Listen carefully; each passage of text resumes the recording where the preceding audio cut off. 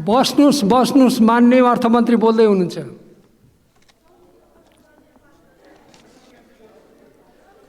सम्मान्य सभामुख महोदय,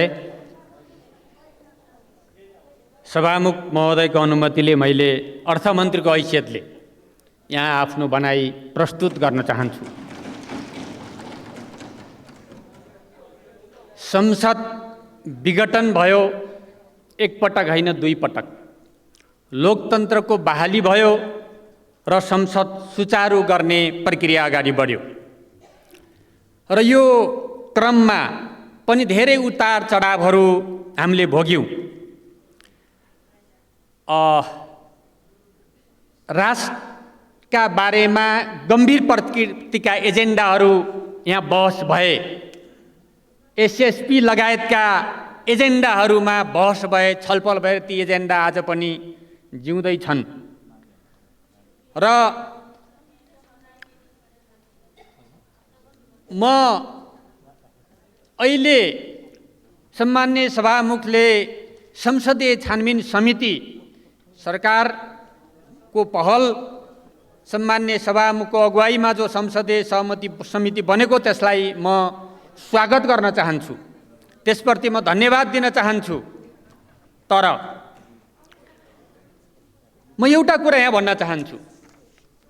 म हिजो एउटा वाम गठबन्धन र एकताको एउटा साँचीको रूपमा त्यसको सदस्य थिएँ। संयोग परिस्थिति भनौँ, आज म 5 दलीय गठबन्धन सरकारको अर्थमन्त्री छु र यो अर्थमन्त्रीको हैसियतले मैले यहाँ विषय राखिरहँदा धेरै विषयहरू छन्।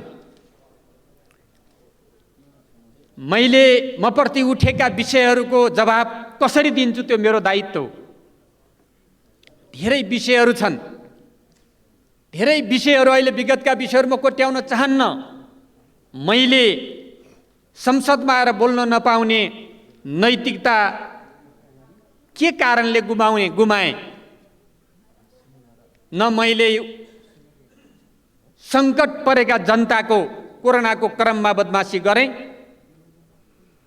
न मैले करको दर हेरफेर गर्नु पूर्व कुनै व्यापारीलाई सामान भित्र्याउने अनुमति दिएँ, सूचना दिएँ, न मैले बच्चाको दुधको रेट बढाएर चकलेटहरूको रेट घटाएँ। के कारणले म अनैतिक भएँ? आज यो प्रश्न यहाँ उठिरहेको छ। फेरि पनि जे देखियो अहिले एउटा पूर्वाग्रहको पराकाष्ठा। सहमतिमा छानबिन समिति बन्यो। यो छानबिन समिति बारेमा भर्खरै मान्य सदस्यले भन्नुभएको भनाइ, उहाँले आफ्नो आदेश जारी गर्नुभयो, आफ्नो फरमान जारी गर्नुभयो र उहाँले एउटा सैनिक नेतृत्वले जस्तै दोषी करार गर्नुभयो। के यही हो लोकतन्त्र? यही हो लोकतन्त्र? यो पूर्वाग्रहको, राजनैतिक पूर्वाग्रहको पराकाष्ठा हो। म यो संसदको रोस्टमबाट आम नागरिक समाज, बुद्धिजीवी, आम युवा र आम नागरिकलाई म विनम्रतापूर्वक अनुरोध गर्न चाहन्छु। विषयहरू कसरी आए, कसरी प्रस्तुत भएर त्यसले यहाँहरूमा भ्रम सिर्जना गर्ने प्रयत्न गरियो। यहाँहरूले उठाएका विषयहरूलाई म सम्मान गर्छु, उहाँहरूले मागेको राजीनामालाई म सम्मान गर्छु। तर सँगसँगै अनुरोध गर्न चाहन्छु, म हार्दिकतापूर्वक विनम्रतापूर्वक अनुरोध गर्न चाहन्छु, सच्चाइको गहिराइमा पुग्नै पर्दछ, तथ्यको गहिराइमा पुग्नै पर्दछ। यो राजनैतिक प्रतिशोधको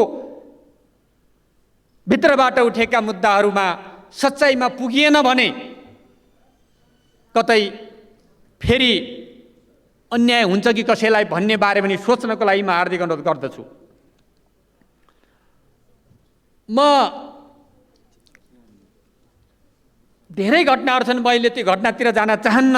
कुनै बेला उपयुक्त समयमा तमाम घटनाहरूको तथ्यहरूको विगतका तथ्यहरूको कुरा प्रस्तुत गरौँला। आज म मेरो विषयमा भन्न चाहन्छु, छानबिन जो समिति बनेको छ त्यसले छानबिन गरोस्। मैले बजेट निर्माण गर्दा कुनै पनि त्रुटि गरेको छैन। स्थापित मान्यता विधि र पद्धतिका आधारमा तोकिएका आधिकारिक व्यक्तिहरू मार्फत बजेट निर्माण भएको छ। यो सच्चाइलाई कसैले पनि अर्को झुटा साबित गर्न सक्दैन।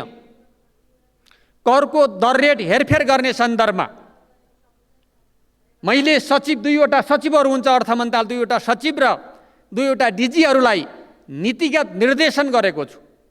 के गर्ने, यो देशको अहिलेको अर्थतन्त्रलाई हेरेर, उत्पादन वृद्धि गर्नुपर्ने आवश्यकतालाई हेरेर, आज हाम्रो विदेशी मुद्राको सञ्चितलाई कायम गर्नुपर्ने आवश्यकता हेरेर डलरको सञ्चित कसरी गर्न सकिन्छ, कसरी हामी उत्पादन वृद्धि गर्न सकिन्छ, औद्योगिक क्षेत्रलाई कसरी प्रोत्साहन गर्न सकिन्छ भनेर कच्चा पदार्थहरूमा त्यसलाई करहरू नबढाउने र जनताले उपभोग नगरे पनि हुने नेपालमै उत्पादन हुने वस्तुहरूमा करहरूको दर बढाउने र महँगो डलर मूल्य पर्ने साधनहरूलाई कर केही बढाएर आम जनताको लागि कम डलर खर्च गरेर आउने साधनहरूमा यथावत राख्ने नीति लिएको कुरा म स्पष्ट गर्न चाहन्छु। यो नीतिले औद्योगिक क्षेत्रको विकास, निर्यात प्रवर्धन हुने कुरा लक्ष्य तोकेर स्पष्ट गरिएको छ।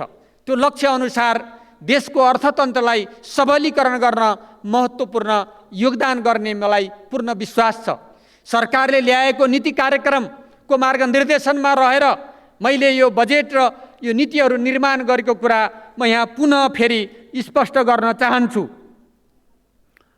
मैले चिन्ने मेरा सचिवहरूलाई हो, मैले चिन्ने मेरा डिजीहरूलाई हो, मेरा आधिकारिक व्यक्तिहरू उहाँहरू हो र उहाँहरूलाई मैले स्पष्ट निर्देशन गरेको छु। मेरो निर्देशनपछि उहाँहरूले रातभर काम गर्नुभएको छ। उहाँहरूले काम गर्नुभएको छ। म 11:30 करिब 11:30 बजे सिंहदरबारबाट पुल्चोक क्वार्टरमा गएर सुतेको छु र बिहान 6 बजे म मन्त्रालयमा पुगेको छु। मन्त्रालयमा पुगिरहँदा सचिव सोफामा पल्टिरहेको, डिजीहरू त्यहाँ काम गरेर टुङ्ग्याउने एउटा अवस्थामा रहेको र उहाँहरूका सहयोगीहरू त्यहाँ काम गरिरहेको अवस्था मैले देखेको थिएँ। र यो कुराहरूलाई जसरी यहाँ अहिले कथा बनाइएको छ र जसरी यहाँ प्रस्तुत गर्न खोजिएको छ, आम जनतालाई भ्रमित गर्न खोजिएको छ, हिजो अस्ति एउटा अर्को समाचार आयो। सभामुख महोदय, कुन सीसीटीभीको क्षमता कति हुन्छ म कसरी थाहा पाउँछु?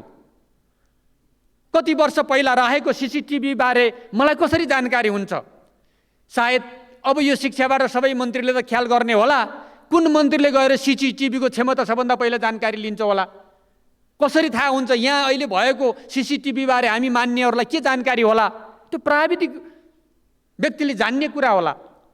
त्यसलाई डिलिट गर्यो भनेर आम नागरिकलाई भ्रमित गर्ने जो प्रयत्न गरेको छ त्यसको म खारिज गर्न चाहन्छु।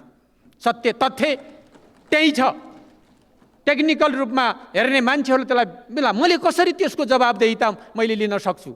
मलाई कुनै कुरा डिलिट गर्नु पनि छैन र मलाई त्यो जरुरी पनि होइन र त्यसको मलाई ज्ञान पनि छैन। यहाँ विभिन्न विषयहरू उठेका छन्।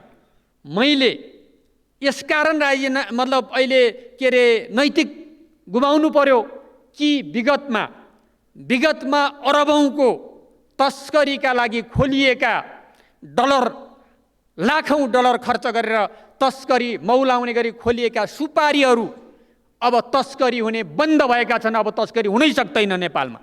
है, केराउ र मरिचहरूको तस्करी थियो, त्यो बन्द भएको छ। त्यो बन्द हुने गरी करको दर बढाएको छु। के नेपालमा तस्करी बढाउनु अनैतिकता हो? तस्करी घटाउनु अनैतिकता हो? तस्करी हुने मालहरूलाई अन्त्य गर्छु। इतिहास साँची छ, छलफल हुने, चर्चा हुने, पत्रिकामा आउने गरेका छन्। विगतमा कसरी तस्करी भएका थिए सुपारीहरूको मैले बन्द गरेको छु। ती कुराहरू कसरी गलत हुन सक्छन्? अब बिजुली गाडीमा बढाइयो भन्ने एउटा कुरा छ। डलरको सञ्चित गर्नका लागि महँगो मूल्य पर्ने बिजुली गाडीमा थोरै प्रतिशत पेट्रोलियम गाडी भन्दा 1/3 कम छ, त्यो उसको 4 गुणा बढी छ भने त्यसको अर्को 1/3 छ। त्यो आधारमा त्यसको रेट 100 वाटभन्दा माथिको किलोवाटभन्दा माथिको रेट बढाइएको कुरा साँचो हो। त्यसको पछाडिको कुरा छ हाम्रो डलर सञ्चितलाई कसरी कायम राख्ने, महँगो सामानहरू सकभर कम आउन् देशमा भनेर गरिएको कुरा पनि म स्पष्ट गर्न चाहन्छु। सेनिटरी प्याडको कुरा उठिरहेको छ। सेनिटरी प्याडको कुरा महिलाहरूले रातो कर माफ गर भनेर युवा महिलाहरूले गरेको आन्दोलन, विगतकै सरकारले बढाएको त्यो करमा महिलाहरूले गरेको आन्दोलन मैले हेरेको छु। त्यो माइती घरमा धेरै आन्दोलन भयो। त्यति बेलाको सरकारले तिनलाई दमन पनि गरेको थियो। त्यो महिलाहरूको संवेदनशील विषय र मागलाई सम्बोधन गरिएको हो। तर त्यसो गर्दा देशभित्रका उद्योगहरूको संरक्षण गर्ने नीति सँगसँगै ल्याएको कुरा मैले पनि यहाँ धेरैचोटि बताइसकेको कुरा पनि स्पष्ट गर्न चाहन्छु। र यहाँ अन्य विषयहरू भ्यालु एड गर्ने किसिमले वायर रडको बारेमा विषय उठेको थियो। भ्यालु एड गर्ने कच्चा पदार्थहरूमा छुट गर्दै आएको, नेपालमा उत्पादन नहुने अवस्थामा त्यसलाई ल्याउन सक्ने गरी सम्बन्धित सरकारवालासँग छलफल भइसकेको कुरा पनि म स्पष्ट गर्न चाहन्छु। यसकारण बजेट र नीतिले करका दरहरू हेरफेर गर्दा कहाँ सूचना चुइयो, कुन व्यापारीले फाइदा लियो छानबिन गरोस्, पत्ता लगाओस्, र कुन विशेष घरानालाई इङ्गित गरियो। विगतका घटनाहरू पनि स्मरण गर्न चाहन्छु म। कहाँ कसलाई गरियो? मात्रै देशको उत्पादनलाई गरियो, देशको औद्योगिकरणलाई गरियो। र आज अहिलेको बजेट र नीति कार्यक्रमबाट आम किसानहरूलाई उत्साहित गर्ने, उत्पादन वृद्धिका लागि उत्पादन गर्ने, कृषि क्षेत्रलाई प्राथमिकता दिने, औद्योगिक क्षेत्रलाई प्राथमिकता दिने कुरा गरिएको छ। दलित, गरिब, महिला, उत्पीडित वर्ग सबैलाई एउटा राज्यबाट विशेष खालको अभियान चलाएर उनका समस्याहरूको निराकरण गर्ने, गरिबीको अन्त्य गर्ने, दलितहरूलाई आर्थिक रूपले समेत समृद्ध गर्ने, सामाजिक रूपले मात्र होइन गर्ने गरी बजेट प्रस्तुत गरिएको छ। त्यो के अनैतिकता हो? त्यो के राष्ट्रघात हो? त्यो के कुनै राष्ट्रिय अपराध हो भने त्यसको जिम्मा लिन म तयार छु। यसरी आयात प्रतिस्थापन गर्ने, रोजगारी वृद्धि गर्ने र त्यसमार्फत कृषि र औद्योगिक उत्पादनलाई अगाडि बढाएर गरिबी निवारण गर्ने कुरा अगाडि सारिएको छ। यी कुराहरू आफैमा अहिलेको देशको अर्थतन्त्रलाई सबलीकरण गर्नका लागि आवश्यक कुराहरू हुन्। म दावाका साथ भन्न सक्छु यो बजेटको कार्यान्वयनले आयातलाई प्रतिस्थापन गर्न महत्त्वपूर्ण भूमिका निर्वाह गर्नेछ। निर्यात वृद्धिको नयाँ बाटो खोल्नेछ र यसले हाम्रो देशलाई आत्मनिर्भरतिर लैजाने कुरा पक्की छ। यसको लागि सिङ्गो राज्य संयन्त्र सबै नागरिकहरूलाई यसमा केन्द्रित गरेर अगाडि बढाउनु पर्ने आवश्यकता छ। त्यसकारणले औद्योगिक क्षेत्रमा काम गर्ने, निकासी गर्नेहरूलाई विद्युतमा छुट दिने, 8% इन्सेन्टिभ दिने कुराहरूबाट आज औद्योगिक क्षेत्र उत्साहित भएको छ। उद्योगहरू स्थापना हुने कुराहरू क्रम चलेका छन्, अगाडि बढेका छन् र यसले औद्योगिक क्षेत्रमा ठुलो परिवर्तन आउनेछ। र बजेटले आम नागरिक, कर्मचारी, गरिब, दलित, महिला सबैलाई उत्साहित गरेको छ। कर्मचारी, प्रहरी सबैलाई उत्साहित गरेको छ। के सबैलाई उत्साहित गर्ने खालको बजेट ल्याउन पाइँदैन? के सबैलाई सम्बोधन गर्ने खालको बजेट ल्याउन पाइँदैन? पाइन्छ भने यो सरकारले त्यही गरेको हो। सरकारको नीति कार्यक्रम र अहिले बजेटले गरेको कुरा त्यही छ। त्यसकारणले त्यो कुरा म स्पष्ट गर्न चाहन्छु। म धेरै लामो कुरा राख्न चाहन्न। म एउटा राजनैतिक व्यक्ति हुँ। म यो देशको परिवर्तनको आन्दोलनमा, ठुला आन्दोलनहरू र विभिन्न खालका आन्दोलन, जनयुद्ध, जनआन्दोलन लगायतका तमाम आन्दोलन, संविधान निर्माणका आन्दोलन, जनताको हक अधिकार स्थापित गर्ने कुराहरूमा मैले अग्रज नेताहरूसित काँधमा काँध मिलाएर अगाडि बढेको छु। आफ्नो प्रतिबद्धताबाट, आफ्नो कन्भिक्सनबाट कहिले पनि म डगेको छैन र झुकेको पनि छैन। बजेट निर्माणको सन्दर्भमा मैले आफ्नो मूल्य, मान्यता, मेरो नैतिकता, मेरो राष्ट्रप्रतिको, जनताप्रतिको इमान्दारितालाई मैले कतै पनि कतै पनि डगमगिन दिएको छैन र दिँदैन, भोलि पनि दिँदैन। म हजारौँ छानबिनको लागि तयार छु, एउटा छानबिन होइन, हजारौँ छानबिनको लागि म तयार छु। है, छानबिन गरियोस्, एउटा संसदीय छानबिन मात्रै होइन, सबै छानबिनको लागि म तयार छु। त्यस कारणले एउटा राजनीतिक व्यक्ति भएको नाताले हिजो यस्ता प्रचलनहरू, यस्ता विषयहरू नउठेका होइनन्। छानबिन समिति नबनेको होइन, छानबिन समिति बनेका विभिन्न अनुभवहरू छन्, विभिन्न पक्षहरू छन्।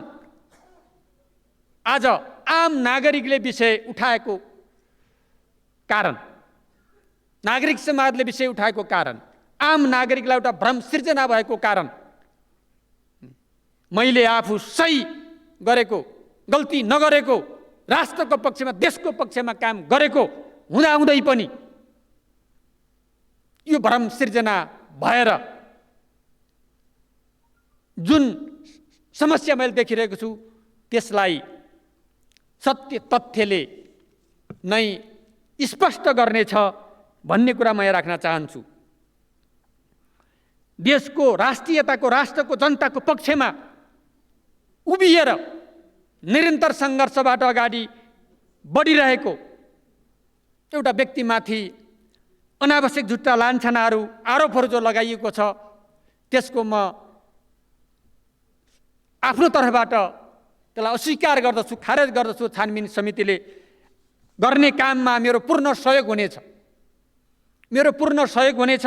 छानबिन समितिलाई म सहयोग गर्नेछु र यस्ता छानबिन समितिहरूभन्दा विगतमा मन्त्री कायम भएरै छानबिन भएका पनि तथ्यहरू छन् सम्माननीय सभामुख महोदय, तर म त्यो चाहँदैन। म छानबिन समिति बनाउने कुरा आज मात्रै आएर भयो। यो छानबिन समिति बनाउने कुरा मेरो कुरा थिएन, मैले व्यक्तिगत रूपमा गर्न सक्ने कुरा थिएन। आज सरकार र सम्माननीय सभामुखज्यूको पहलमा जो समिति भएको छ यसलाई मैले स्वागत गर्छु, धन्यवाद दिन्छु। र यो छानबिनका लागि मैले मार्ग प्रशस्त गर्दै आफ्नो पदबाट राजीनामा दिएको घोषणा पनि गर्दछु। छानबिनले ल्याएको तथ्य सत्यका अगाडि म उपस्थित भएर फेरि म आफ्ना विषयवस्तुहरूलाई, आफ्नो अभियानलाई, आफ्नो कामलाई अगाडि बढाउने, देश र जनताको पक्षमा लाग्ने र प्रतिबद्धता पनि गर्न चाहन्छु। म धन्यवाद दिन चाहन्छु मेरो राजीनामा माग्ने नागरिक समाजलाई, युवा पङ्क्तिलाई। मैले गल्ती गरेको छैन, तपाईँहरूको आवाजलाई सम्मान गरेर मैले राजीनामा दिएको छु। तथ्यमा गइदिनु होला। धन्यवाद, नमस्कार।